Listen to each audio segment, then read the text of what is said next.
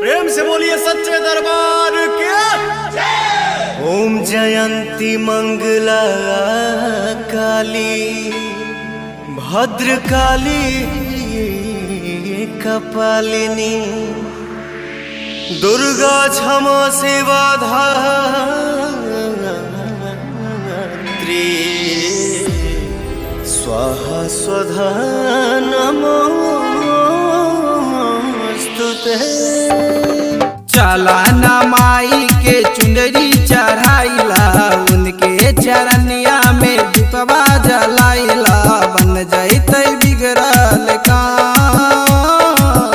चला ना माई जी के धाम ए भौजी चला ना माई जी के धाम ए भौजी चला ना माई जी के धाम ए भौजी चला ना माई जी के धाम।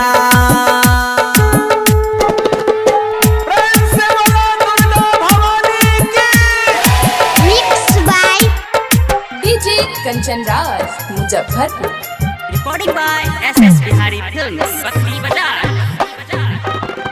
बखरी में लागल छिकै माई जी के मेला संगे संगे चली है भौजी जइहा ना अकेला संगे संगे चली है भौजी जइहा ना अकेला।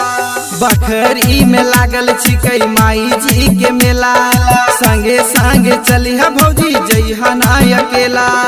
अरहुल के हो अरहुल के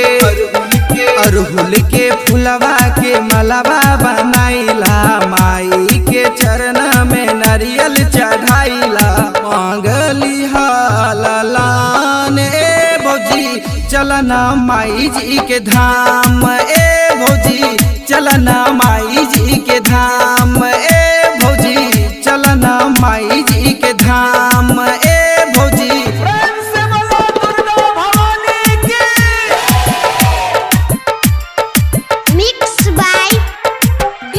Kanchan Raj Muzaffarpur. Recording by SS Bihari films Bakhri Bazar.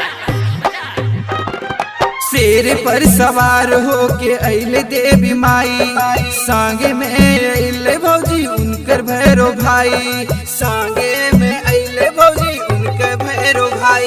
शेर पर सवार हो के अइले देवी माई संगे में अइले भौजी उनकर भैरो भाई। मैया के हो